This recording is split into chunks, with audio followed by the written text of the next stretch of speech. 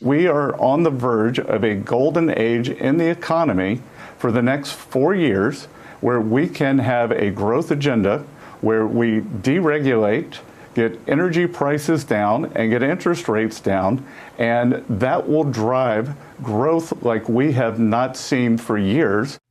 Investors are hoping for another strong week on Wall Street following last week's post-election surge that saw the Dow and S&P 500 put in its best weekly performance all year. Now, small business owners are looking forward to the potential impact of the incoming Trump administration and a Republican economic agenda in Congress. For more on what Main Street is expecting, let's bring in the Marks Group PC CPA Gene Marks and Rock and Cigar Bar and Grill owner Frank Ritchie Jr. Gentlemen, welcome. Thanks for having us, Mike. So from the Fox News voter analysis, opinions about the nation's economy, condition of the nation's economy, 7% saying excellent, 30% good, 40% not so good, 24% poor. What do you make of that, Frank? Well, I'll be honest with you. On Wednesday morning, you couldn't smack the smile off my face. We were very excited about what's about to happen to this country. We understand that the no tax on tips is going to be huge for our employees that are here, and we're really looking forward to the next 4 years. Did inflation decide the election, Gene? Yeah, inflation was a big part of it. I think what a lot of people missed, Mike, when they were looking and saying that inflation was coming down. Yeah, it's been coming down, but most of my clients, most of the typical small businesses, I think Frank would also agree, I mean, dealing with a huge cost increase just over the past 3 to 4 years. So they've been trying to grapple with those cost increase. Margins are very, very tight in many businesses like food service and restaurant industry. It makes things really tough. It's tough to hear from the politicians that inflation is under control and everything is okay when you're writing the checks and you're like, no, our costs are much higher. Small businesses, they notice that.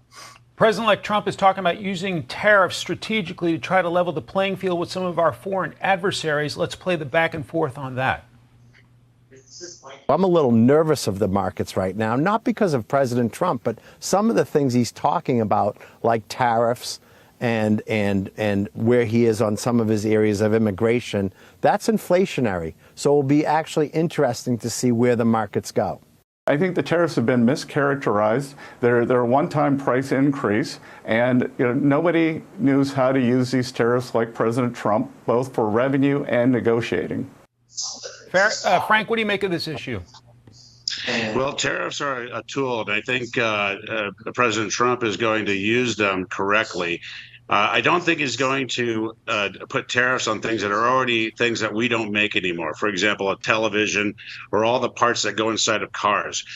What he wants to do is he wants to make sure that Ford doesn't move, but the parts that go inside the Ford that are assembled in this country, they need to stay where they're at, and I think that's going to be fine. But I do believe that Ford needs to stay here, and if they decide to move or Chevrolet decides to move, there will be massive tariffs, so much so that it will be too painful for them to leave, and that's very important for the American worker.